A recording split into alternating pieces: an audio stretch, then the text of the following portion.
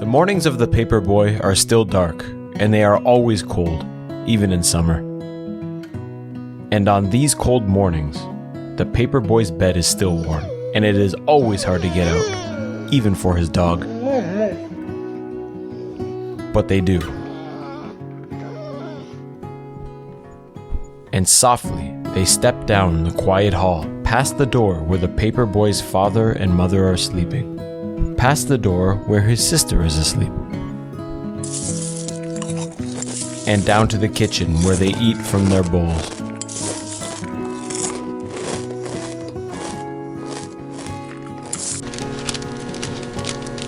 And out to the garage, they quickly fold their papers, snapping on green rubber bands and placing them in a large red bag.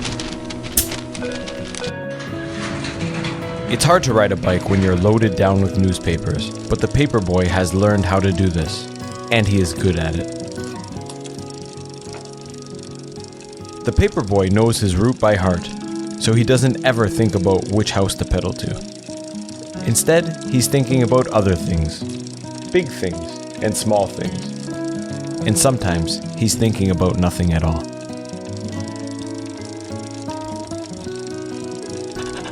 His dog, too, knows the route by heart.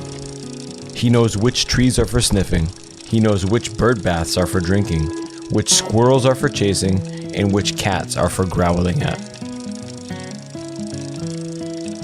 All the world is asleep, except for the Paperboy and his dog. And this is the time when they are the happiest. But little by little, the world around them wakes up. The stars and the moon fade away, and the skies become orange and pink. And when the Paperboy has delivered his last newspaper, he and his dog race home. And his empty red bag flaps behind him in the cold morning air. Soon they are back home. It is still dark inside, but the sounds of morning are all around. His father and mother are awake and talking softly in their bed. And his sister is downstairs watching Saturday morning cartoons. And back inside his own room, the Paperboy pulls down his shade and crawls back into his bed, which is still warm. And while all of the world is waking up, the Paperboy is going back to sleep. And his dog is sleeping too. Their work is done. And now it is time for dreaming.